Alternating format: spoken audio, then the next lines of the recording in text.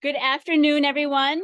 I'm Sarah Robinson, the chair of the University Senate. We are live, so I'm going to go ahead and get started. Thank you to all of you joining us today, and thank you to those joining on Zoom. Do I need a clicker, Matt, or do I just cue the clicker? Thank you. The same. Okay, so as our first order of business, I'd like to call to order the fall 2023 meeting of the University Council to order. This afternoon, we're going to hear updates from campus leaders, including Ryan Zerr, the UND leads implementation, Dean Robert Kraus with the School of Aerospace, Dean Brad Rundquist with the College of Arts and Sciences, Interim Dean Cheryl Hunter with College of Education and Human Development, and then Chris Nelson with the School of Graduate Studies. Before we hear from our leaders, though, I want to briefly address the question of what is the University Council. This fall, we welcomed several new faculty to campus, and in the spirit of continuing to make them feel welcome and as valued members of the UND community, please allow me to welcome all new faculty to our University Council. The University Council meets once a semester. The Senate then meets once a month, and we are instead the powers of the University Council. So senators represent you as the University Council, and you elect those senators to represent you. Our University Senate currently has 26 standing committees, and this year we are charging those committees with a self-evaluation process. So looking at those committee charges, making sure the right people are represented on each of those committees. And we're also making sure that their work aligns with other entities on campus that are doing similar work. The president, of course, is the executive head of the university, but consults with our university governance. I often hear it said how often we value shared governance, how important shared governance is. But I wanted to point out that shared governance only works because we have people willing to do the work. And so when you look at our 26 communities, those people are giving their time, their expertise to work for you as faculty, for us as faculty. We also have several college level and departmental level committees that are doing the work to make shared governance work. So in the spirit of Gratitude Week at UND, please give yourself a thanks or give a colleague a thanks for their work they do to make shared governance work at our campus. And with that, speaking of work and someone who's been doing a lot of work, I'd like to introduce our UND implementation coordinator, and I always mess up his title, the Associate Vice President for Strategy and Implementation, Ryan Zerr.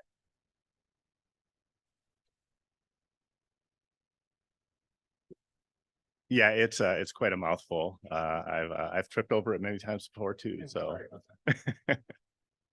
well, thanks for the introduction, Sarah. Thanks everyone for your attendance and attention. Looks like we're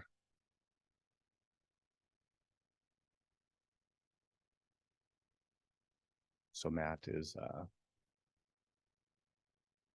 Should I be able to advance? You memorize the whole thing. Oh, I got it memorized, but I want you to be able to see it. There we go. So yeah, thank you for having me here and for the opportunity to give this update on the implementation of the UND Lead Strategic Plan. Of course, this process is much more than one individual working on it. It's a team effort, and so appropriately enough, there is a UND Leads implementation team. So we have 13 individuals representing a variety of places across campus. We have a pretty strong shared governance component to the team. So we have the student government represented, we have staff senate, we have university senate. We also have analytics and planning, institutional effectiveness. We have representation from the president's office, the provost's office, marketing and communication, finance. And the two co-chairs are me and Angie Carpenter. You see Angie up there on the top row, third from the left. And so I will certainly be saying a bit about what this group has been up to here, I guess over roughly the last 6 months. But before doing that, I'll state the obvious, which is to say that the work of the implementation of the plan is really about what people across campus are doing, right? That's where the implementation effort is occurring. And I think at this point, we're all familiar with the 5 core values that are represented by the LEADS acronym: learning, equity, affinity, discovery, service. But maybe what is at this point a little less familiar, but which I'm hoping through opportunities like this to start bringing more attention to, would be the so-called strategic priorities that live within each of the core values. And so there are 37 total, scattered amongst the 5 core values. And what I want to do to get started is to give some examples pulled from recent UND Today stories, which to me help exemplify how some of these strategic priorities are being brought to life through the work being done by all of us. So the first one, starting with the learning core value, in which case there are a couple of strategic priorities. There are 9 total, so these are just a couple of them related to experiential learning, dynamic learning approaches. And the story that I'll use, which to me seems perfectly well aligned with this, relates to the forensic science program and a recent weekend boot camp that they went to out at Turtle River State Park, right? Experiential learning, dynamic learning approaches, right? And so this is the work that is being done to implement the strategic plan. The equity core value has, among others, a strategic priority related to establishing cooperative relationships with surrounding communities and Indigenous nations. Okay, well, recent example from UND Today about an NSF-funded project led by UND about a tribal energy sovereignty initiative. Third example, the affinity core value with a couple of strategic priorities related to campus environments, the way that those environments build a sense of belonging for students, faculty, staff. And a recent publication from the UND Digital Press about the storied history of Merrifield Hall, which of course, as it's being renovated, promises to have an impact on many more students into the future. The discovery core value, strategic priorities related to innovative teaching, applied learning, transformative research, innovation across students' learning journeys. A story, the minivan mom is Janelle Vonasek, who is in the picture at the bottom there, in case someone doesn't know her.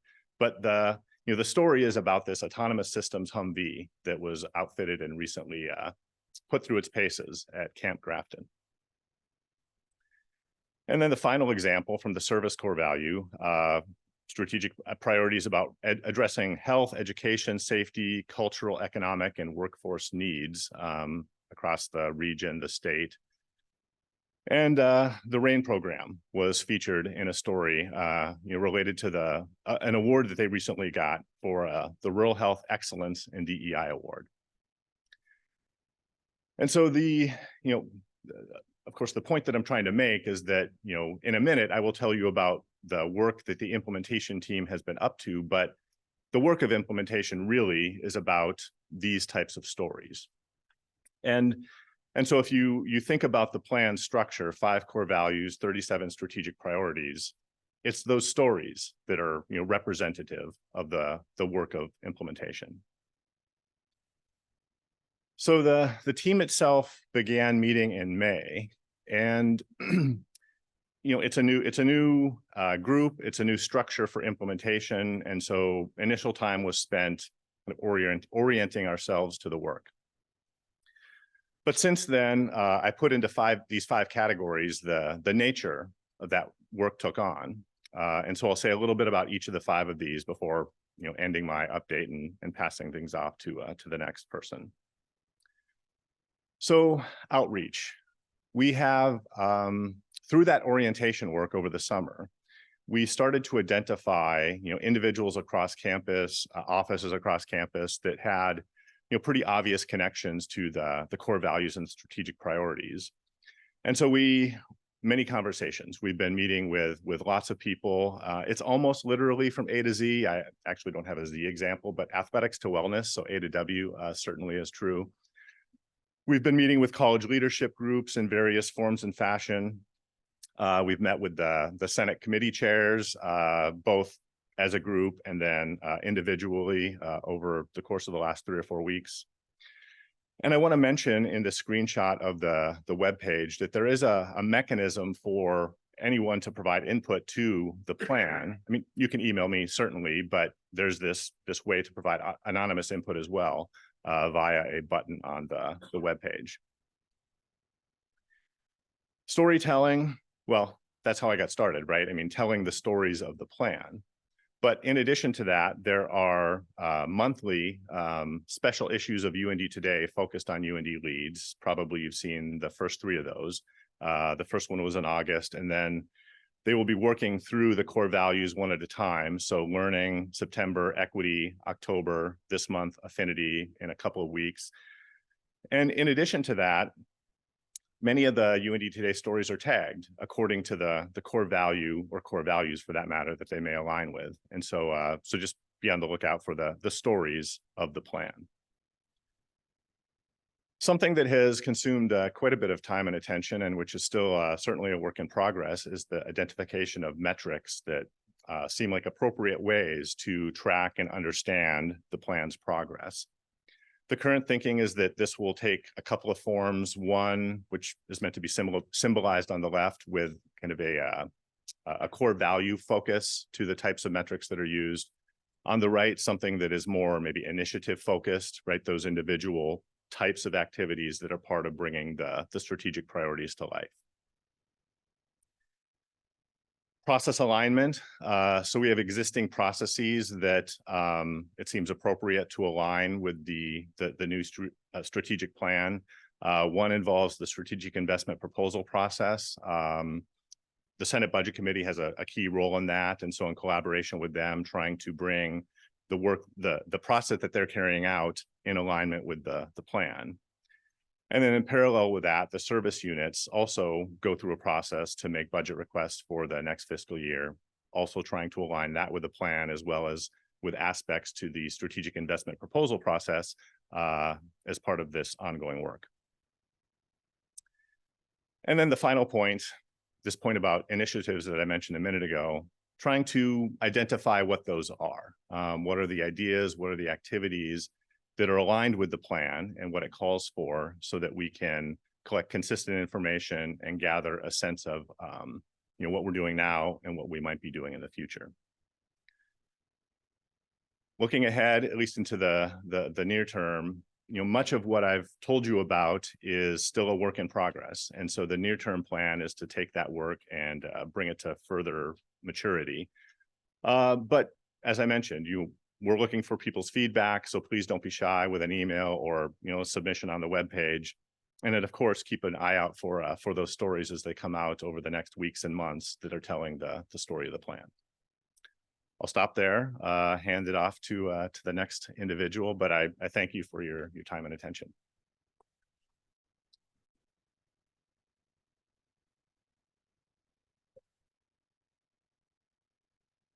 Good afternoon, everyone. I'm Bob Kraus from the John D. Odegaard School of Aerospace Sciences. No slides today because last year I took 20 minutes.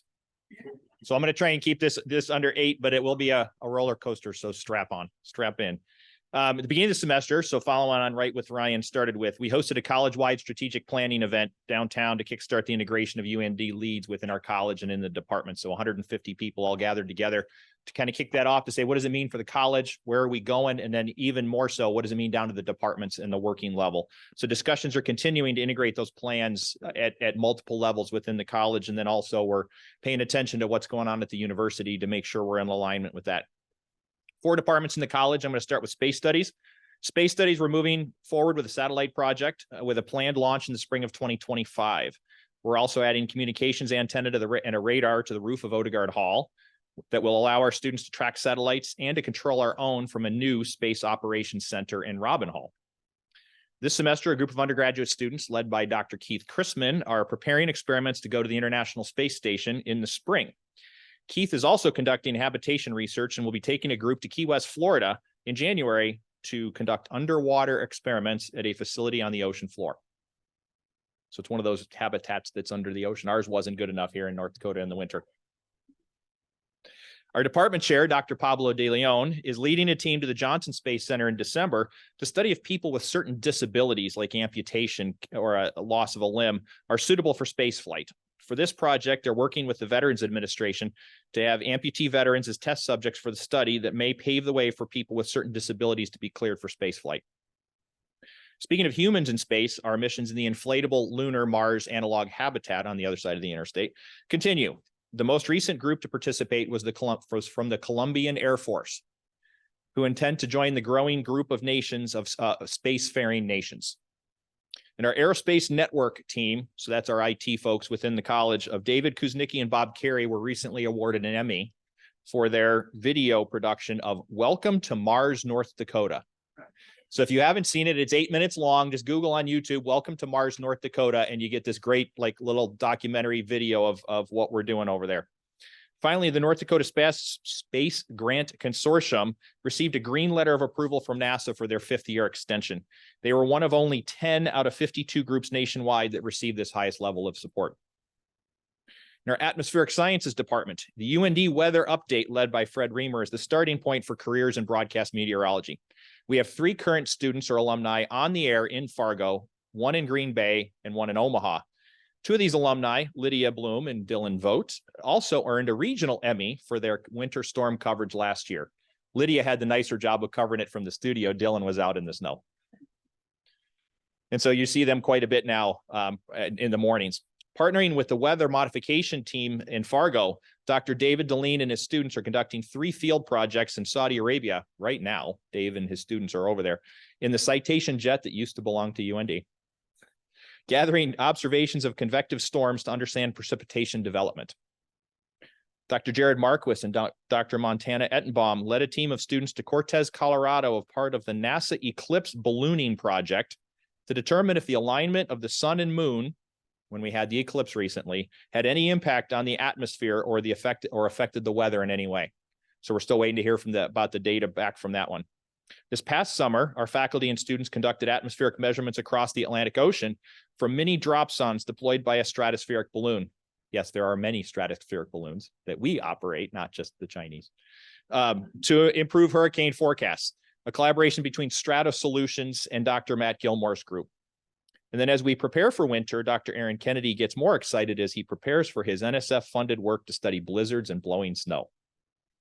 Speaking of winter, and more of Dr. David Deline's graduate students will complete the 3rd NASA Impacts Field project to obtain P3 aircraft observations of snowstorms to understand heavy snow areas. This summer will be the 10th anniversary of the Storm Experience field trip developed by Matt Gilmore, where students drive around the Midwest looking for large thunderstorms and contributing to the greater body of research and tornado development. This is also the 5-year anniversary of the original SkyCam.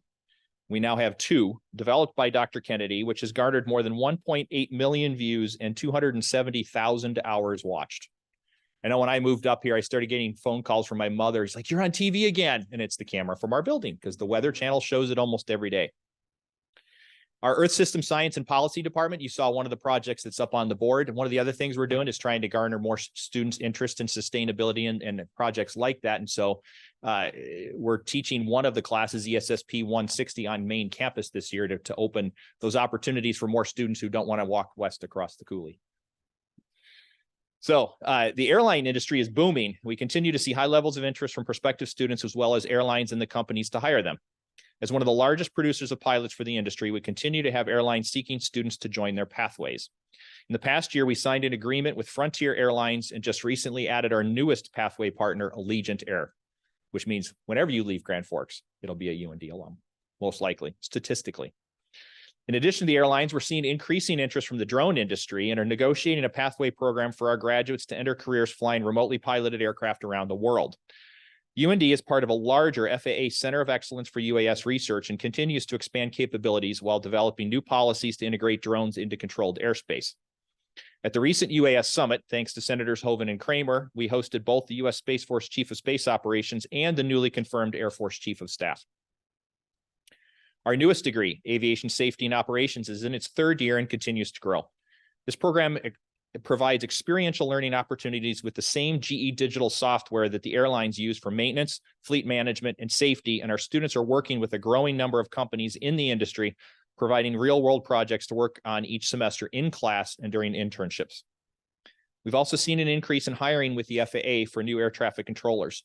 As part of the FAA Collegiate Training Initiative, our students are well prepared and positioned to make that transition seamlessly. Our National Intercollegiate Flying Association, or NIFA, flying team recently won the regional competition, taking first place in all 9 areas of competition, and also had the highest scoring contestant. The team is continuing its preparation to add an 18th national championship flag to our wall next spring. Our aerobatic team also had a great year, and as the results of this year are tallied, this one actually ends in December, so we'll actually know soon, and it appears that we are well positioned for an 11th national championship in that category. The team's coach, Professor Mike Lentz, recently competed as a member of Team USA at the World Championships, finishing 19th out of 50 competitors and helped the U.S. team win a bronze medal. This past summer, UND hosted the welcome and starting events of this year's Women's Air Race Classic, an annual event that brought more than 40 teams of women from across the nation, ranging in age from 16 to over 90, to race from Grand Forks to Homestead, Florida, carrying on a tradition that started in 1929. In October, several of our student organizations planned and led the 3rd annual Faces of the Industry Discussions in Aviation Diversity, with speakers from the FAA, several major airlines, the military, and professional organizations to gather and discuss equity and affinity topics across the industry. Mental health in aviation remains a high priority for our college. In the previous 2 years, we hosted mental health summits, and last week passed the baton to another collegiate aviation program at Middle Tennessee State University, led by a UND alum, to continue the conversation. We had several staff and student representatives participate, including our peer support program called Uplift. Interest in mental and brain health and aviation continues to grow worldwide. This morning, Dr. Beth Bierke and 2 students are in Germany presenting on this topic and growing the network of people and resources available. Fundraising efforts for a new flight operations building at the airport are continuing so that we can showcase our program as the best in the nation. We have a website up and are collecting donations for naming spaces within the building. As you can see, we have a lot of exciting things going on at UND Aerospace. Thanks for your time this afternoon. And I hand it off. I think Brad's next.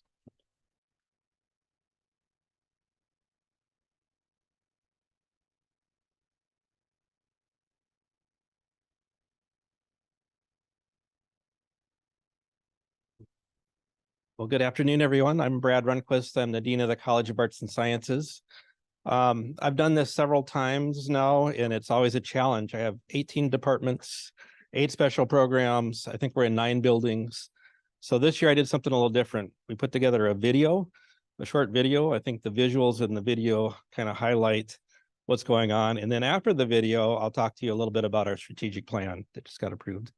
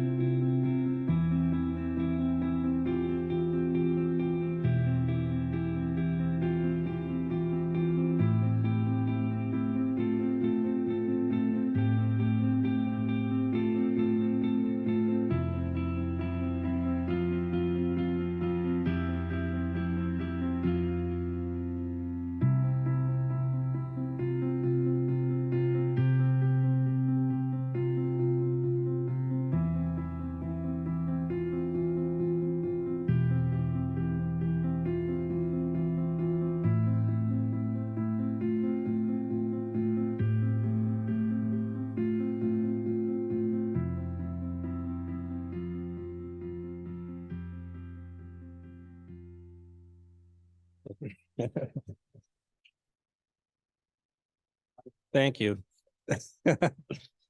So it's my pleasure to continue to serve such an active group of faculty, staff, and students. You can see that's just a small sampling of things going on in the college. One thing I want to mention is a big accomplishment for us in the college. We just recently, our Council of Chairs voted to adopt our new strategic plan for the college. And this started in summer 2022. It was a faculty and staff led effort. Doctors Tira Knopp and Becky Simmons were the two co-chairs, and they had a committee they put together with faculty, staff, students in representation from the foundation. Worked on it very hard, went through lots of rounds of revision, went through lots of discussion. It follows the UND LEADS plan in terms of following the acronyms and how it's laid out. So the values: learning, equity, affinity, discovery, and service. You saw that on the video as well. And then we have aims and goals under each one of those categories. Just some example of the aims. I didn't count there. I think there's 10 aims, and there's probably about, I don't know, 25 or so individual goals in the plan. But some of the aims, as an example, under learning, we have arts and sciences will promote an accessible and comprehensive educational experience through opportunities that develop and showcase a broad understanding of the world, its diverse people, and how we live in it. Also under learning, arts and sciences will foster the professional development of faculty and staff. That's something that came out from our committee quite strongly, as opportunities for faculty and staff development. Building skills and enhancing leadership potential among the personnel who are integral to fulfilling the college's mission. And the plan is online if you'd like to check it out. You just have to go to the Arts and Sciences homepage, and you can click on About, and then it's right there, strategic plan. There's both a summary on the HTML, and there's a link to a PDF. Or you can email me, and I'd be happy to send the PDF to you. Thank you.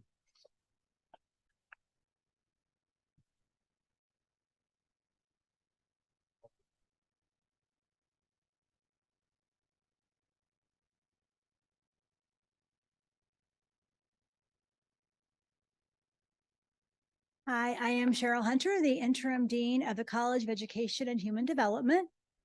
And I've got 2 slides today. So I want to start off by sharing the mission of our college, which is to provide the foundation of inclusive development and learning for all. And I share that mission because that includes from birth for the entire lifespan, which ultimately means that if our college doesn't meet our mission, the university can't meet its mission.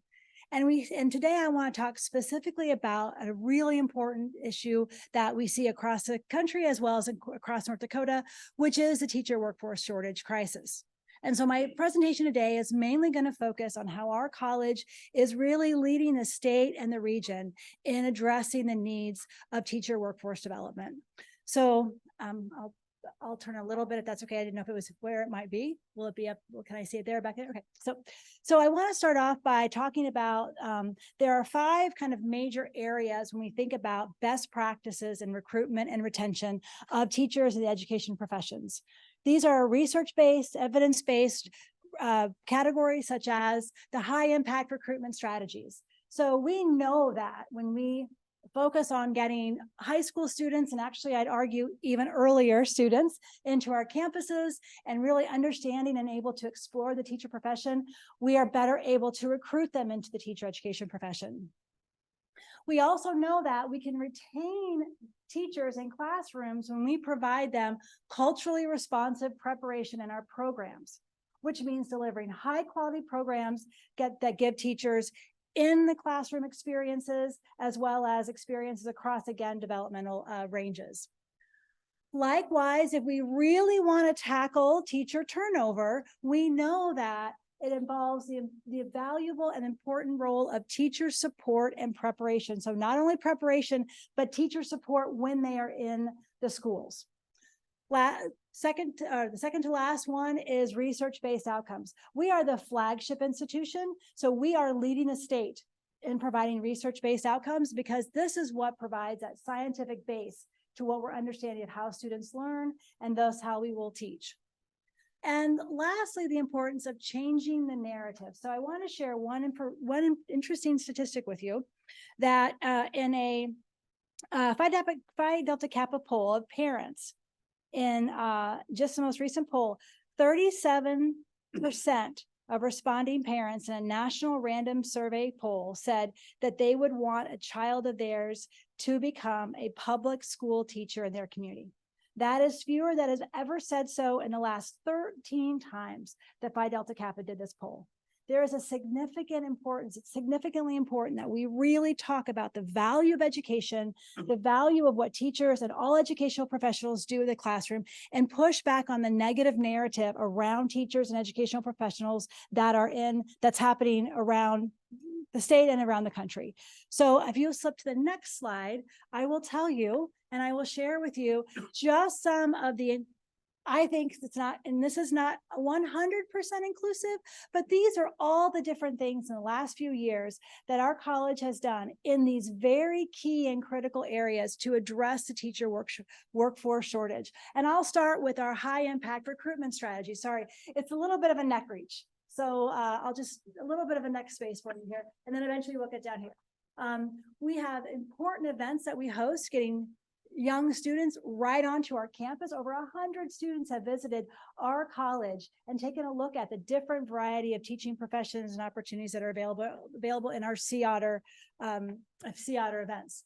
We are also launching or working on a Why Teach campaign, where every single area of education will have a very short, specific video on why someone would want to be an early childhood educator, why someone would want to be an English educator, why someone would want to go into educational leadership, so that we can share this information. So again, we're trying to align a little bit to change the narrative, but really about encouraging students across the spectrum to really consider a career in education. Likewise, we're looking at being able to offer some North Dakota Career Choice Ready modules, as well as some really important partnerships that we have. The first kind of line is really targeted to high school students and younger, getting them into pathways. And the last two are also focused on our DPI partnerships, our Bergam Scholars, and our K-12 partnerships, of also keeping teachers in the classroom through gaining them more education. So really important things that we're doing specifically in recruitment and retention. Likewise, within culturally responsive preparation, we're really focusing on providing not only our teachers and our students in teacher education, but teacher professionals in schools with science of learning training, trauma-informed education training, as well as a variety of other ways to help not only our students, but also teachers that are in schools become really highly prepared and continue their preparation. You'll also see that we have a couple examples of like Grow UND.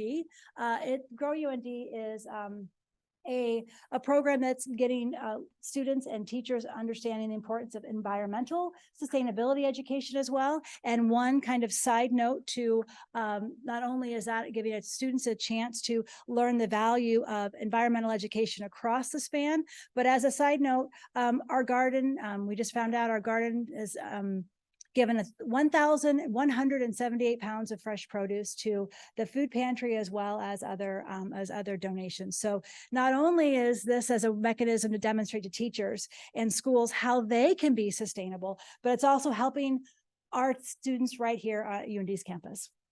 Likewise, in tackling turnover, again, providing teachers that are in the school with science-based preparation, as well as with evidence-based preparation to continue their professional development, as well as offering over 200 course offerings in our OEL PD professionals development series.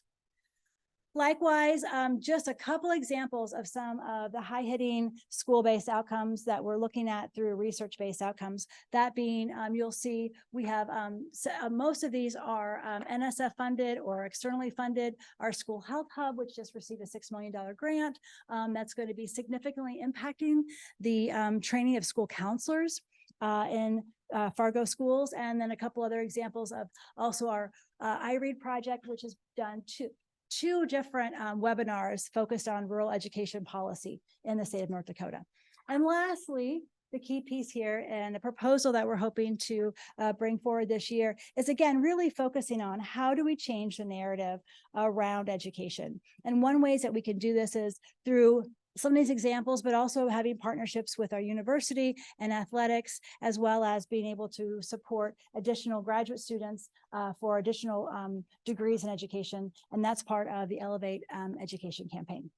So in a nutshell, we are in our college really we're really moving the needle in terms of teacher workforce development in a way that's comprehensive and a way that you would expect the flagship institution in our College of Education to do. So thank you.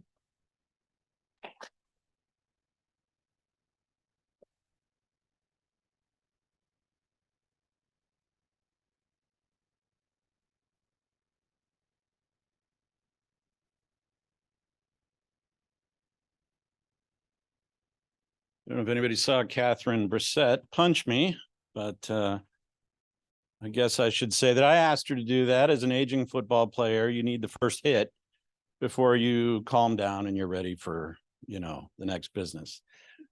On that note, though, I don't think I ever did this. And Catherine has come on as a faculty fellow working with the graduate school. She started the beginning of last summer, and we are thrilled to have her. So if you'd stand up and give a wave. Thank you, Catherine. We'll talk a little bit more as I go about some of the important things that she's working on, things that she's particularly passionate about. So the graduate school, Brad talked about 18 departments or whatnot. Of course, we oversee the whole thing, right? All the graduate programs on campus, with the exception of the MD and the JD. That makes the job both a source of constant joy and change, and, well, all right, occasional frustration, because one size never fits all when it comes to graduate education, right? Every program's a little bit different. But some of the things we do are some of the things we're going to talk about today, mostly with an eye towards the future. What are we looking at now that's going to impact the upward trajectory that UND is on, both in terms of enrollment, an outlier in the area, right? Upward trajectory, but also in terms of research. And everybody knows that the fuel that makes the research engine run is graduate students. So we need to keep pace with that, which means sustained attention to recruitment and enrollment, right? In addition to, of course, the retention and completion that comes with that. So one new source of data to us, some of you may know, we won a sub-award grant from the Council of Graduate Schools to be one of a dozen institutions nationally to do a master's exit survey. The instrument was put together by the Council of Graduate Schools. We are administering it on campus through 2024. We have 250 to 300 responses thus far, and I've hired a grad student to start doing the analysis. This is some of the early data that we have, which we hope will have an impact on how we recruit going forward, how our programs put themselves forward in terms of what's most important when a student is looking to enroll, and what are the skills that are both improved according to students, but also, as we'll see on the next slide, the skills that are important to them once they're out in the workforce. Okay. So one thing I found interesting there is that flexibility was more important than affordability. Not by a lot, but it's there nonetheless. In terms of the skills most improved, you can see the list there, and what you're going to notice in particular on the next slide is the way that tracks with the skills that they say they use a lot in their employment. Almost identically tracks. So communication, self-management, critical thinking, problem solving, collaboration, all of these, and in the parenthetical, that adds moderate use, right? But those are the skills they say they use a lot in their jobs. And that should shape how we market our programs to our prospective students. But it should also impact, if you think back to the first slide, and that curriculum was important to students, right, in choosing a program. That too means we need to sustain attention to make sure that our curriculum is adapting to the needs of the times. So these are a few of the things we're going to be focusing on broadly in terms of recruitment and enrollment, timely admissions decisions, meeting with each individual graduate program. That's something that I will be doing, to talk about implementing intentional, detailed program-specific plans. And that fourth bullet point there, we're looking on putting together a proposal to make more intentional use of the connections of our international faculty and our international student alums, many of whom stay here in the US after graduation. Now, obviously, recruitment enrollment, we get them here, but we need to keep them here and we need to finish them out. One thing that we started last year and we are continuing with this year is a focus on mental health and wellness, because it's so important to their ability to do well and complete, right? Especially 61% of our students are in online programs. 61%. Most of those are going to be part-time students who also have a full-time job. That's a lot to juggle, right? So we're trying to find ways to continue to address that. We're also, though, noting that perhaps we should pay some attention to the mental health and wellness of those who are mentoring and advising our graduate students, our faculty. Randy Tanglin, who's in the back there, and I started a faculty learning community. I think what would you say, Randy? Maybe a dozen or so faculty have been regularly attending that, where we talk about some of the stressors and some ways to deal with the stressors of burnout in academia. I'll draw your attention to that last bullet point. In January of 2024, we're going to be an official partner of the M-HOPES project. This is an NSF-funded project through the University of Montana system that provides online module training opportunities for faculty and graduate students to address stress. So it's not just talking about what the problems are, but providing strategies for folks to address them. We're excited about that. All right. Another way I think that continues to address student mental health, but also faculty mental health, given the way it's gone.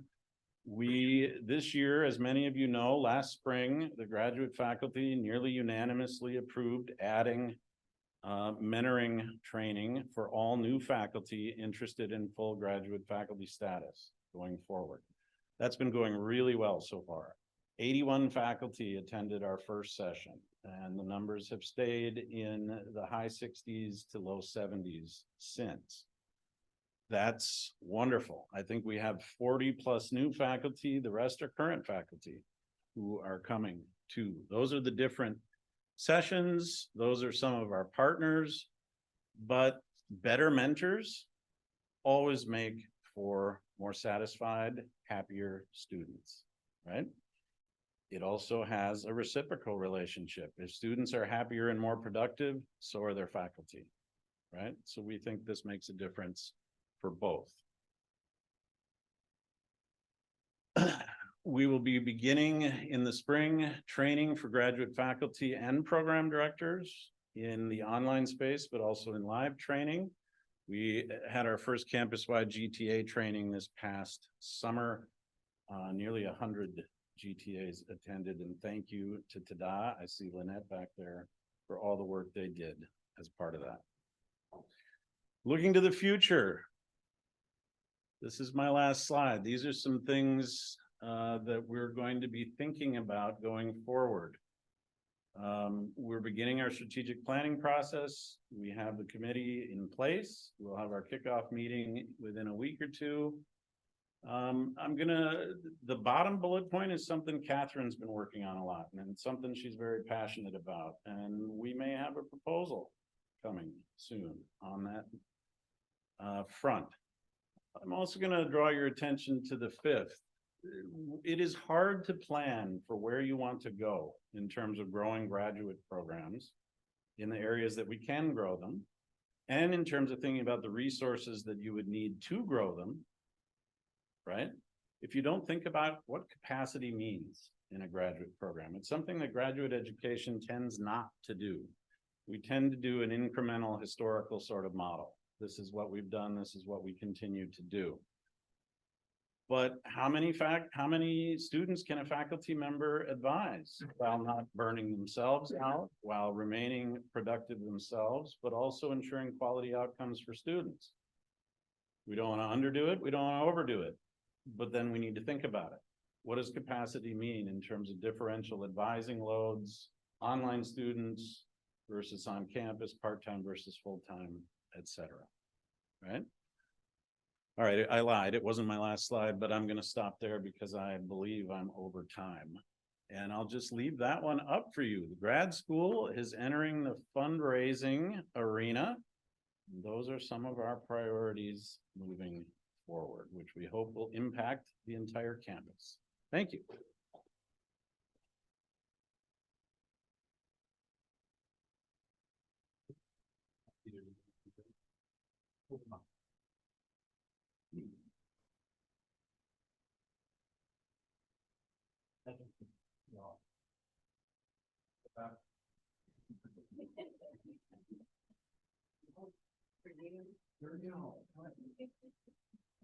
Great. It's wonderful to see everyone. Oh, it's actually on, huh? Good. Can you hear okay in the back? Good. Well, it's a delight to see you and to be here. And thanks so much for everybody taking the time either to be here in person or to take the time to tune in online. And what a great set of stories from our deans. And just to get this update about the amazing things happening and the highlights of what's been going on this fall semester. It's truly impressive to see the great work and the great inspiration and the great opportunities that each of the colleges are creating for their students. So how about another round of applause for all of our deans? I also appreciate the exceptional leadership that they've been showing, each of them. And the campus runs because of all of you, but the leadership that happens within our colleges is the most important. So thanks to each of you for everything that you've done to make excellence happen within your colleges and schools. I have just 5 quick topics that I need to address. And because there's a lot of timely things happening in this world. And I think it's important for me to share messages with you and for you to pass those along to others as well. And the first is about Israel and Gaza. And the Hamas attack on Israel and the subsequent attack on Gaza have created untold human suffering for innocent citizens on both sides of the borders. And here at UND, many members of our campus, believe me on this, are feeling the pain and uncertainty of what is unfolding before our eyes. Rest assured that UND will continue to offer our support for anyone impacted by these world events. Concerns have been raised about reactions that might happen here on our campus, specifically actions rooted in hate that are anti-Muslim or anti-Semitic or anti-Arab. And we must reject hatred and discrimination towards the members of our community simply due to their national origin or their religious beliefs. UND, I promise you, will continue to protect the free speech rights of all members of the campus community, as well as the need to promote civil discourse. The second area I thought I should comment on as well is the issue of repatriation for Native American ancestors. And for the last 18 months, our team has been working hard to prepare Native American ancestors and sacred artifacts for their return home. It has been with deep sadness and great hope that we have undertaken this work.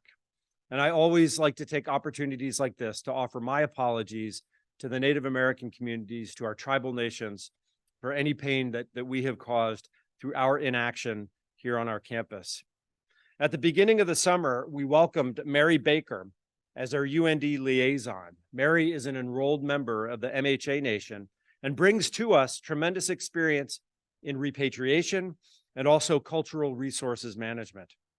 Under Mary's leadership, along with our repatriation committee, which is co-chaired by Lane Lyons and Crystal Alberts, we have been cooperating closely with tribal nations, with the federal government, and also with the North Dakota state government to create the most expedient and respectful way to bring them home. We host monthly updates with the Indigenous members of our campus and with the members of tribal nations. And of course, another goal is to make sure we're giving periodic updates to our entire campus, such as today. Our goal in this work is not to grandstand publicly, nor to get ahead of our tribal partners, who are patiently awaiting the chance to welcome their ancestors home. This continues to be a close partnership, and we value the important connections we have made with tribal elders and tribal leaders. Let me turn now to a trip I just took to Boston, Massachusetts, and a source of pride for all of us. Kathy and I took a trip on Boston Thursday through Sunday for alumni gatherings and research meetings. And let me tell you how proud I was to share with these groups the exceptional work happening by the members of our campus. In particular, our Thursday evening meetings and events were with biotech leaders in the Boston area. And we had the chance to introduce them to a number of our great faculty members who are involved in research at the intersection of biotechnology, bioscience, and artificial intelligence. It was absolutely incredible to be able to showcase the great work of our team and the national impact that we know we can make. The connections made at this event will yield research collaboration between UND and other leading international universities. And across our entire campus, beyond biotech, for those involved in research activities, please know that I and the provost, along with your deans and the new VP RED and our current VP RED, John Mihalich, are all here to help you facilitate and promote your excellent work. And be sure to call on us to do exactly that. So speaking of the VPR search, we had 4 wonderful candidates visit us here at UND for the position of the VP for Research and Economic Development. And we hope to make an announcement by the end of the week after I finish gathering information and speaking with references. Thanks to the campus for your great participation in the search. And thanks to all the members of the search committee, some of whom are here today, for your incredible work sorting through these incredibly talented people. We started with a candidate pool of 55, whittled it down to 12, down to the final 4 who visited campus. And now it's my duty to pick who I think is the best person to lead our campus forward for our research and creative activities. And a specific thanks to Provost Eric Link for chairing that search committee. How about a round of applause for Provost Link? And holy smokes, what a fall semester it has been. Think about everything that's been happening on the campus. I'll just list a few, and you saw a bunch on the screen behind me earlier. We hosted Greg Brockman, founder of ChatGPT and OpenAI. We hosted Tawakkol Karman, Nobel Prize winner. We had a UAS summit. We had homecoming. We had our LGBTQ+ Institute. We had Indigenous Peoples Day, where we, right behind us, christened the Soaring Eagle Prairie, dedicating it to the people who made it happen. We had our Women's Air Race Classic that Dean Kraus talked about. Just a steady stream of amazing events happening on our campus. And of course, we spoke about the public launch of the campus campaign, the upcoming or the current publicly announced fundraising campaign for the university. And I've been asked several times about my expectation for this $500 million campaign and what my expectations are for the campus during this time. So what I'd like each of you to do is think about ways that you can tell the story of the great things happening in your class. Think about how donor support can help us fund student scholarships. It can fund faculty positions. It can fund facilities improvements, and it can fund new programs or old existing programs here on our campus. And the stories that you can tell are certainly incredible. Now, as far as a requirement to give, I've had this question numerous times, and I need to be abundantly clear with what my expectations are. I will not compel, nor will I ever compel, anyone to give their hard-earned dollars to a particular cause, including this campaign. I do know that many of you give in your charitable giving each year, and all I ask is that you consider the opportunity, but in no way do I have any expectations that we compel anyone on our campus to give. But please do tell the stories of how donors can impact the lives of our students and the very fabric of this campus. Private donations offer a level of excellence that go beyond what our public funding sources enable. And this type of support enables the great vision for our campus. Think about that vision, to create that sense of wonder, to inspire the love of discovery, and to create that important sense of service to everybody in our community and on our campus. And so it's this vision that's laid out in UND Leads that will guide us into the future. And so thanks to everybody for all that you do to make that vision happen. And I know that Dean Hunter, you said something about the importance of the education that we provide here at UND. And let me offer one closing thought, because it's been the topic of discussion throughout this semester. What on earth is AI going to do to public education or any higher education? And the fact is this: I firmly believe that the value of what we do at UND is heightened by the presence of AI in the following sense. It's not all about technology. It's about what it means to be human. It's about what human beings will do alongside technology, independent of technology, or without technology. And I think it's important for us to double down on the important mission that we have to better understand the interplay of these challenging technological times with the very essence of what it means to be human. That's what we at UND can do, and we do. Thank you, everybody, for being here. And I don't know if we're going to turn it over to questions or no questions today. We're just going to adjourn. You want to adjourn, or shall I adjourn?